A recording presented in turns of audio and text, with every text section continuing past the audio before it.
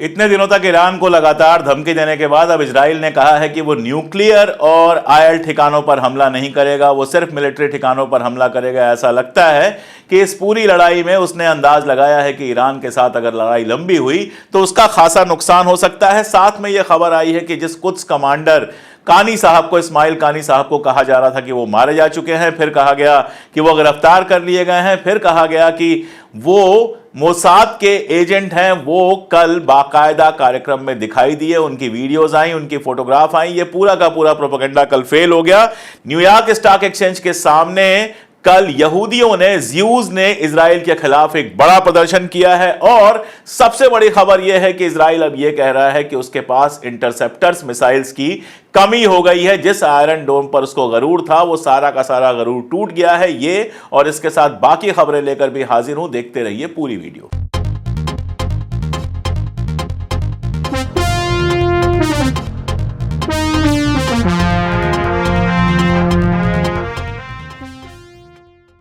नमस्कार, मैं अशोक कुमार पांडे और स्वागत है आपका टीसीएच पर। हाजिर हूं इजराइल, लेबनान, फलस्तीन, मिडिल ईस्ट और इसके बहाने सारी दुनिया की खबरें लेकर। अभी जो सबसे बड़ी खबर है वो खबर है कुछ कमांडर, जो आईआरजीसी के कुछ कमांडर हैं, इस्माइल कानी, उनके मुतालिक सबसे बड़ी खबर आई है। आप जानते हैं 3-4 दिन पहले पूरा जो वेस्टर्न गोदी मीडिया है और इजराइल का गोदी मीडिया है वो ये खबर फैला रहा था कि इस्माइल कानी मारे गए। उसके बाद ये खबर हुई कि नहीं, वो मारे तो नहीं गए, लेकिन उनको आईआरजीसी ने गिरफ्तार कर लिया है। यहां तक कहा गया कि वो मोसाद के एजेंट हैं और उनसे जो पूछताछ हो रही है उसमें उनको हार्ट अटैक आ गया।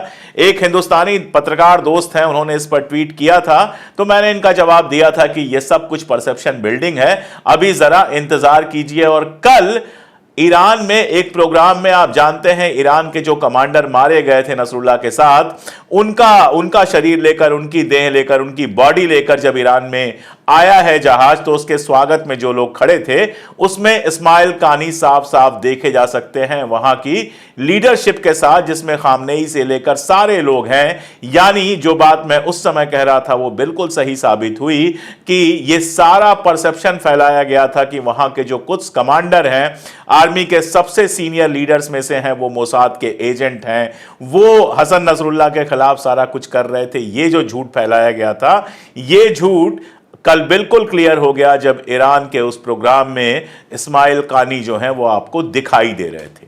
ये गोदी मीडिया कैसे काम करता है, इसके लिए बहुत छोटा सा आपको एक एग्जांपल देता हूं, फिर बाकी डिटेल्स की तरफ मैं जाता हूं। स्काई न्यूज आप जानते हैं, अमेरिका का एक चैनल है। स्काई न्यूज की आप खबर देखिए। इस खबर में ईरान पे जो सैंक्शंस लगाए गए हैं उसका जिक्र है और नीचे एक तस्वीर है। किसी को भी देखकर यह लगेगा कि यह तस्वीर ईरान ने पैदा की है, यानी ईरान के किसी हमले में लोग जल रहे हैं, जबकि सच्चाई यह है, उसी के नीचे रीडर्स ने लिख दिया है, वो कंटेक्स्ट भी दिखाई दे रहा है। और हकीकत यह है कि यह वो तस्वीर है जो कल अल अक्सा हॉस्पिटल के अंदर, उसके अहाते में कैंप में लोग रह रहे थे, उन लोगों के ऊपर जो इजराइल ने हमला किया है और जिस तरह से उनको जलाकर मारा है, ये उसकी तस्वीर है। ये पिछले 100 सालों में, पिछले 100 सालों के इतिहास का सबसे बड़ा युद्ध अपराध है। एकदम मासूम लोग जो बिल्कुल कैंप्स में रह रहे थे, उनको जलाकर मारा गया है, आग में जलाया गया है। हिटलर को आज तक ये लोग याद करते हैं, होलोकॉस्ट का नाम लेते हैं, लेकिन जहां अल अक्सा हॉस्पिटल के अंदर कैंप में रह रहे लोगों को जलाकर मारा गया है, वो हिटलर को भी पार कर जाता है। ऐसा खतरनाक दृश्य, ऐसा खतरनाक मंजर आज तक किसी भी जंग में देखा नहीं गया, लेकिन स्काई न्यूज इसको ऐसे दिखा रहा है जैसे ये ईरान का किया हुआ मंजर है। और ये सारा खेल जो है ये इंटरनेशनल गोदी मीडिया का है। आप जानते हैं, मैं बार बार कहता हूं कि हमारे देश का गोदी मीडिया तो जो है वो है, इंटरनेशनल जो गोदी मीडिया है वो बेहद खतरनाक है और दुनिया में लाखों लोगों के भूख से लेकर जंग में मरने का जिम्मेदार है। ये जो कल आग लगी है, इसमें शाबान नाम का एक लड़का जल के मर गया है। 19 साल का लड़का था। ये जंग शुरू होने से ठीक पहले उसका मेडिकल में एडमिशन हो गया था। उसका ख्वाब था कि वो डॉक्टर बनेगा। अपने घर में था, अपने परिवार के साथ बेहद खुशी हंसी पढ़ते लिखते हुए अपनी जिंदगी गुजार रहा था। पहले तो बेघर हुआ, यहां वहां भटका, फिर फाइनली अल अक्सा कैंप में वहां जो टेंट बने हुए थे उसमें अपनी फैमिली के साथ रह रहा था। अभी कुछ दिन पहले उसने अपना एक वीडियो भी शेयर किया था उस लड़के और उस लड़के की पूरी फैमिली को जलाकर मार दिया गया। इसके अलावा भी काफी सारे लोग घायल हैं, जले हुए हैं, और जो 50-60% बर्न्स हैं उनके बचने की क्या उम्मीद होगी ये आप समझ सकते हैं। लेकिन अमेरिका सैंक्शन लगा रहा है ईरान के ऊपर। अमेरिका कह रहा है ईरान एग्रेसर है, ईरान ने हमला किया है, और ईरान के ऊपर सैंक्शन लगा रहा है कि उसने रूस को हथियार बेचे हैं। उस इजराइल पर कोई सैंक्शन नहीं लगा रहा है जो जिस तरह के मंजर पैदा करता है, जिसने लेबनान से लेके, सीरिया से लेके गजा में न जाने कितने मासूम लोगों की हत्या की है। उस इजराइल पर कोई सैंक्शन लगाने की जगह सैंक्शन लग रहा है ईरान के ऊपर। यह है इंटरनेशनल पॉलिटिक्स, यह है इंटरनेशनल तमाशा। हालांकि अब ईरान के ऊपर सैंक्शंस का कोई खास फर्क नहीं पड़ता है। 20-30 साल पहले जब ईरान के ऊपर सैंक्शन लगाए गए थे, और मैंने एक डिटेल वीडियो बनाया था, जिन लोगों ने ना देखा हो वो वीडियो जरूर देखना चाहिए कि अमेरिका से ईरान की दुश्मनी शुरू कैसे हुई। उस समय जब सैंक्शन लगाया था तो यह सैंक्शन था कि ईरान को कोई अपना हथियार बेचे मत, और अब यह सैंक्शन है कि ईरान अपना हथियार किसी को ना बेचे। यानी उस सारे दौर में, उस पूरे पीरियड में ईरान ने इतने हथियार बना लिए हैं, टेक्निकली वो इतना एडवांस हो गया है कि अब इस सारे सैंक्शन का कोई फर्क नहीं पड़ता। जिन लोगों को लगता है कि इजराइल सिर्फ मुसलमानों को मार रहा है, हमारे यहां के जो भक्त हैं उनको बड़ी खुशी होती है कि चलो मुसलमानों को मार रहा है, उनके लिए यह खास खबर है। लेबनान के एक ऐसे गांव पर उसने बम से हमला किया है जो क्रिश्चियन मेजॉरिटी गांव है, और इसमें 21 क्रिश्चियंस मारे गए हैं, 21 ईसाई मारे गए हैं। इनमें एक बिशप भी शामिल हैं जिनके बारे में पहले खबर आई थी कि वो मार दिए गए हैं, बाद में पता चला कि नहीं, किसी तरह से वो बच गए हैं, लेकिन बुरी तरह से घायल हैं। उनकी फैमिली के लोग मारे गए हैं। सीधी सी बात यह है कि इजराइल का एक ही ख्वाब है कि किसी भी तरह वो अगल बगल के मुल्कों को खत्म करके उन पर कब्जा करे। सारी दुनिया के लिए बेहद बड़ा खतरा है। आप जानते हैं वेनेजुएला के जो राष्ट्रपति हैं मादुरो, जिन्होंने जब चुनाव जीता तो अमेरिका उनको चाहता था कैसे भी गद्दी पर ना बैठें, लेकिन अमेरिका की एक नहीं चली। उन्होंने एक बात कही अभी कि नेतन्याहू जो है एक मॉन्स्टर है जिसको अमेरिका और यूरोपीय यूनियन ने पैदा किया है। हकीकत यही है कि अमेरिका और यूरोपीय यूनियन जो है वो पूरी तरह से हमेशा उसके साथ रहा है, उसके सारे जितने कुकर्म है सब में साथ रहा है, और अब वो इतना खतरनाक हो गया है कि सारी दुनिया के लिए खतरा है। अभी उसकी प्रॉब्लम क्या है कि जिस हिजबुल्लाह से उसका मुकाबला है, उसे लगता था बेहद कमजोर होगा, उस हिजबुल्लाह ने उसके नाक में दम किया हुआ है। मैं बाकी अखबारों की बात नहीं कर रहा, इजराइल के अपने अखबार जरा आप देख लीजिए और अमेरिका के अखबार देख लीजिए। सारे अखबारों में आज की हेडलाइन और आज की खास खबर यह है कि इजराइल के पास जो इंटरसेप्टर मिसाइल्स थी वो मिसाइल्स अब कम हो गई हैं, उनकी कमी आ गई है। इतने ज्यादा हमले हो रहे हैं कि उसके इंटरसेप्टर मिसाइल्स की संख्या लगातार कम हो गई है। कल मैंने आपको बताया था कि अमेरिका ने थार्ड भेजा है। अमेरिका मदद कर रहा है कि इंटरसेप्टर्स उसके पास हो। इंटरसेप्टर तो आप समझते हैं ना, जब कोई रॉकेट आता है तो उसको पहले से ही पता लगाने के लिए, जिसको आयरन डोम और जाने क्या क्या नाम इजराइल ने दिया था, हिजबुल्लाह ने और उसके पहले ईरान ने अपने हमलों से यह साबित किया कि ये जो आयरन डोम है, ये जो इंटरसेप्टर मिसाइल्स हैं, ये भी इतनी ताकतवर नहीं है कि सारे हमलों को रोक सके। तो इंटरसेप्टर्स मिसाइल की लगातार वहां पर कमी आ गई है।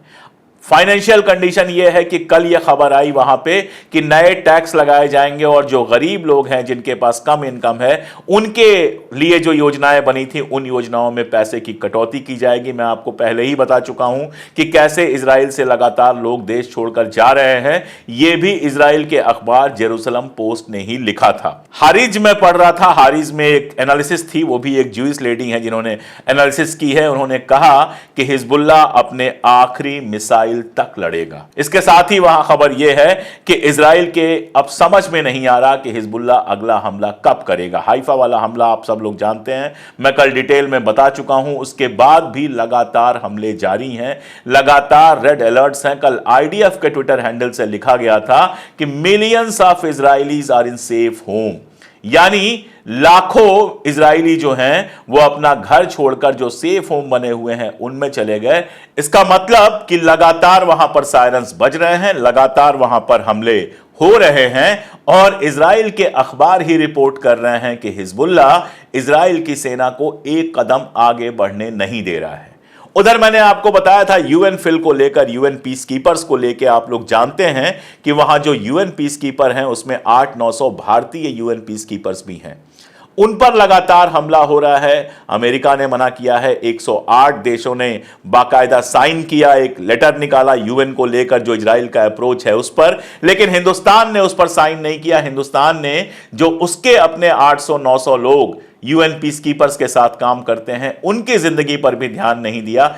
क्यों नहीं दिया, यह सवाल मैं आपके सामने छोड़ रहा हूं, आप जवाब दीजिएगा कि आखिर हिंदुस्तान अपने सैनिकों की भी चिंता क्यों नहीं कर रहा है जो वहां पीस कीपर्स हैं। जब 108 देश एक साथ एक लेटर लिख रहे थे तो उस पर साइन करने में इंडिया को क्या दिक्कत थी, यह समझना बहुत मुश्किल है। इसकी सिर्फ एक वजह हो सकती है कि अमेरिका का या तो दबाव हो या इजराइल के साथ कोई अंदर अंदर ऐसा समझौता हो, बिना लिखा समझौता हो, जिसके चलते इजराइल के खिलाफ हिंदुस्तान वैसे खड़ा नहीं हो पा रहा है जैसे दुनिया के 108 मुल्क खड़े हुए। हिंदुस्तान की जो कंडीशन है उस पर मैं इंडिया टुडे के बारे में आपको बताऊं। इंडिया टुडे आप जानते हैं इस देश की बहुत जानी मानी मैगजीन है, उनका लल्लन टॉप है, उनका आज तक है, उनका इंडिया टुडे है, सब कुछ है। शेखर गुप्ता जो उसके सर्वा हैं, उनका एक आर्टिकल आया ट्विटर पर से, मैं पोस्ट आपको दिखा रहा हूं। लिखते क्या है कि अगर फलस्तीन चाहता है कि हिंदुस्तान उसकी मदद करे तो जो उसके दोस्त हैं, जिसमें ईरान है, पाकिस्तान है और बाकी सारे देशों का, मलेशिया वगैरह का नाम लिया है,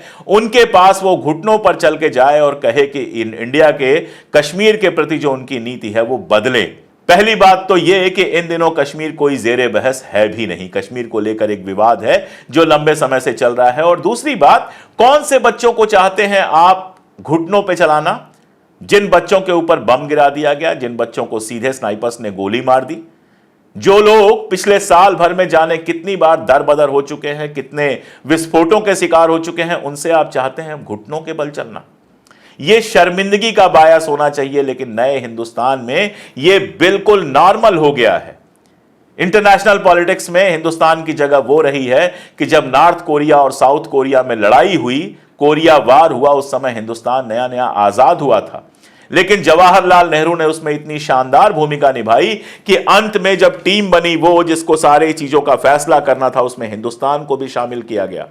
और उसके बाद से ही हिंदुस्तान की इमेज हमेशा सारी दुनिया में ऐसी रही है कि जो हमेशा हमेशा जंग को रोकने की कोशिश करता है, हमेशा हमेशा दुनिया में शांति की बात करता है। और यहां हिंदुस्तान की एक मैगजीन का संपादक, उसका मालिक कहता है कि जो फलस्तीनी पिछले 1 साल से लगातार जुल्म झेल रहे हैं वो घुटनों पर चल के आए तब हिंदुस्तान सपोर्ट करेगा। शर्म आनी चाहिए, लेकिन आजकल शर्म एक बड़ी मुश्किल चीज है, एक ऐसी चीज है जो आसानी से मिलती नहीं। और भारत के गोदी मीडिया के तो शरीर से, देह से, दिमाग से, दिल से, सबसे शर्म हमेशा हमेशा के लिए निकल चुकी है। रुपए पैसे के दरिया में डुबकी लगाकर मर चुकी है इन लोगों की शर्म। इसलिए ये जो चाहे वो कह सकते हैं, जो चाहे वो कर सकते हैं, फैसला आपको करना है। आप देखते हैं इस तरह के चैनल्स इसलिए ही चलते हैं। मेरा तो साफ कहना है कि इस तरह के चैनल्स को देखना बिल्कुल बंद कर दीजिए। हिंदुस्तान के अंदर जहर और नफरत फैलाने के अलावा ये चैनल कुछ नहीं कर रहे। अब आते हैं एक और बड़ी खबर पे। इजराइल बड़ी बड़ी बातें कर रहा था, न्यूक्लियर जो फैसिलिटीज है उनके ऊपर हमला करेंगे, ऑयल फैसिलिटीज है उनके ऊपर हमला करेंगे। कल रात को अचानक बयान आने शुरू हुए, अचानक ट्वीट्स आने शुरू किए कि नेतन्याहू ने जो हमला करना है वो फाइनल कर लिया है। और उसके बाद आज इजराइल और अमेरिका के सारे अखबारों में यह खबर है कि नेतन्याहू ने यह तय किया है कि हम ऑयल फैसिलिटीज पे हमला नहीं करेंगे, हम न्यूक्लियर फैसिलिटीज पे हमला नहीं करेंगे, हम आर्मी फैसिलिटीज पे सिर्फ हमला करेंगे ताकि जंग बड़ी ना हो। बहुत साफ है कि यह सारा कुछ जो पिछले 10-12 दिनों से चल रहा है उसमें अमेरिका और नेतन्याहू दोनों को यह समझ में आ गया है कि गजा की तरह सिविलियंस के ऊपर बम गिराकर आप नहीं बच पाएंगे। ठीक है, लेबनान में आप सिविलियंस के ऊपर बम गिरा रहे हैं, आप वहां बिल्डिंग्स गिरा रहे हैं, लेकिन ईरान के साथ और लेबनान के साथ जो सीधी लड़ाई है वो आपको बहुत भारी पड़ने वाली है। इसलिए बाइडेन लगातार यह बात कह रहा था कि न्यूक्लियर फैसिलिटीज पे हमला मत करो और ऑयल फैसिलिटीज पे हमला मत करो। अभी कल इराक के जो फॉरेन मिनिस्टर हैं उनका एक बयान आया था, उन्होंने कहा कि अगर मिडिल ईस्ट में जंग बड़ी होती है तो पूरी दुनिया में तेल की दिक्कत आएगी, ऑयल प्रॉब्लम पूरी दुनिया के लिए बढ़ जाएगी। और मैंने आपको शुरू से कहा है कि अगर ऑयल ऑयल सप्लाई डिस्टर्ब होती है तो सबसे ज्यादा परेशान यूरोप और अमेरिका होंगे। जाड़ों का मौसम आ रहा है, सारा यूरोप और अमेरिका इसी तेल से चलता है, इसी से रोशनी होती है, इसी से उनके कमरे गर्म होते हैं, इसी से उनकी गाड़ियां चलती हैं, इसी से उनकी मिलिट्री चलती है, इसी से उनकी नेवी चलती है। सब जानते हैं। और ईरान ने बहुत साफ कहा था कि हमारी ऑयल फैसिलिटीज पे अगर हमला हुआ तो हम खाड़ी से, मिडिल ईस्ट से तेल कहीं बाहर नहीं जाने देंगे। अब शायद इनके समझ में आ गया है कि ईरान से लड़ना बेहद मुश्किल है। और जो दबी दबी खबरें आ रही हैं, यहां वहां खबरें आ रही हैं जिनके बारे में आप कभी भी नहीं कह पाते हैं कि ये सच्ची हैं या झूठी हैं, वो ये कि बाइडेन ने इनको समझा दिया है कि ठीक है, इशारे से कुछ हमला कर लो। ईरान से भी कह दिया है कि छोटा मोटा कुछ हमला ये कर लेंगे, जंग को बड़ा ना किया जाए। अब ये क्या हमला करते हैं, कहां हमला करते हैं, उसके बाद जंग कहां जाती है, ये बहुत इंपॉर्टेंट इशू है, ये देखने वाली बात होगी। ये भी बात आ रही है कि ये जो भी हमला होना है ये 5 नवंबर से पहले होगा, यानी अमेरिका में जो इलेक्शंस होने हैं उन इलेक्शन से पहले होगा, ताकि अमेरिका में जो इनके बॉसेज हैं उनको इलेक्शन में फायदा मिल सके। देखना यह है कि यह हमला किस तरह का होता है, इसी पर डिपेंड करेगा कि मिडिल ईस्ट में जो जंग हो रही है वो बड़ी होगी या इतने पर ही रुक जाएगी। सब जानते हैं कि इस जंग के जो असरात होंगे वो सारी दुनिया में तो फैलेंगे ही, लेकिन इजराइल के लिए बेहद खतरनाक होंगे। मैंने पहले भी कोट किया था, फिर से मैं कोट कर देता हूं। यित्ज़हाक ब्रिक ने एक आर्टिकल लिखा था हारिज में, मेरे ख्याल से जुलाई में लिखा था, और यह लिखा था कि अगर ईरान और हिजबुल्लाह से लगातार लड़ाई चलती रही तो 1 साल में ईरान का वजूद खत्म हो जाएगा। यित्ज़हाक ब्रिक जो है वो यहूदी हैं। हारिज में यह आर्टिकल छपा था, यानी सब इजराइल के हैं और वहां से अंदर से देख पा रहे हैं कि इजराइल के हालात कैसे हैं। और उसमें अगर 1 साल तक ये जंग चलती है तो अमेरिका कितना भी मदद करे, इजराइल का अपना वजूद खतरे में आ जाएगा। ये लब्बो लुबाब था इनके पूरे आर्टिकल का, वो खतरा आज भी मंडरा रहा है। मुझे ऐसा लगता है कि वो खतरा टालने के लिए और ये दिखाने के लिए कि हम ईरान पे हमला कर रहे हैं, अंदर अंदर कोई समझौता हुआ है जिसमें इजराइल कोई छोटा मोटा हमला करके रह जाएगा। लेकिन नेतन्याहू एक ऐसा आदमी है जिसके बारे में कुछ भी पहले से कह पाना बहुत मुश्किल है। तो यह हमला कैसा होगा, कब होगा और कितना होगा, इस पर डिपेंड करेगा कि मिडिल ईस्ट के अंदर पीस होगी कि नहीं होगी। अगर यह हमला बड़ा होता है और जंग होती है तो याद रखिएगा सारी दुनिया पर जो असर पड़ेगा वो पड़ेगा, लेकिन सबसे मुश्किल इजराइल के लिए होगी। पहले ही उसके लोग मुल्क छोड़ के भाग रहे हैं, आगे और लोग मुल्क छोड़ के भागेंगे। और जैसा मैंने पहले भी बहुत डिटेल में डिस्कस किया है, इजराइल के लिए एग्जिस्ट करना भी मुश्किल हो जाएगा। तो अभी तक की ये अपडेट्स हैं, आगे जैसे ऐसे अपडेट आएंगे मैं रेगुलर अपडेट कर ही रहा हूं, करता रहूंगा। जुड़े रहिए हमारे साथ, देखते रहिए वीडियोस। और अगर आपको लगता है कि ये बातें काम की हैं तो इनको दूर तक पहुंचाइए। आज के लिए इतना ही, बहुत शुक्रिया।